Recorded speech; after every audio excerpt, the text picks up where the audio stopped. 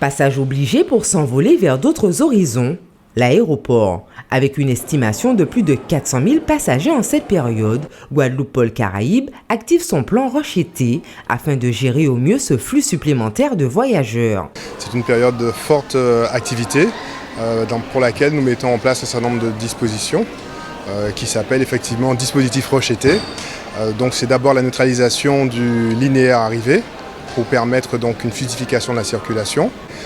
Par ailleurs, nous complétons donc nos équipes en renforçant nos équipes avec de nombreux jeunes, dont certains issus du lycée hôtelier, lycée des métiers de l'hôtellerie, du tourisme de Gosier.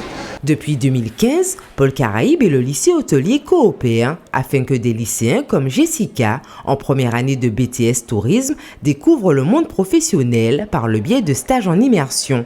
Cette convention de partenariat permet à ces jeunes étudiants de valider leur formation tout en bénéficiant d'une première expérience professionnelle, en renforçant notamment les équipes pour l'accueil des passagers, mais aussi pour gérer les accès aux zones de contrôle de la police aux frontières et de sûreté.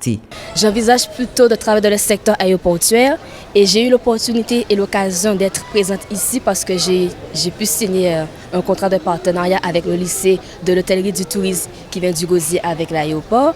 Et je suis très contente parce que j'aime beaucoup l'accueil avec la clientèle. J'adore le contact relation avec les clients. Autre dispositif du plan Roche-été, le bus. L'aéroport est desservi depuis quelques semaines par 4 lignes afin de faciliter l'accès sur le site. D'abord aux professionnels, puisque on sait qu'il y a de nombreux stagiaires qui viennent à l'aéroport, des personnes qui n'ont pas encore malheureusement leur permis. Sachant que dans la zone, nous avons aussi Pôle emploi qui s'est installé dans la zone d'activité Antiopolle. Et cela permet donc à ces jeunes de pouvoir avoir accès. Nous avons aussi des employés, des collègues collaborateurs qui n'ont pas de véhicule. Et ça permet d'avoir un accès beaucoup plus facile aujourd'hui.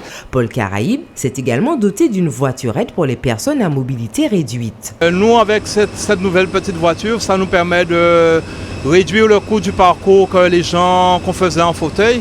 Et ça permet que les gens arrivent plus vite au bagage. La mise à disposition de poussettes et de fauteuils en libre service, ainsi que le Wi-Fi gratuit, complète la panoplie du dispositif Roche-été de Guadeloupe-Pôle Caraïbes pour les 800 000 voyageurs de ces 2 prochains mois.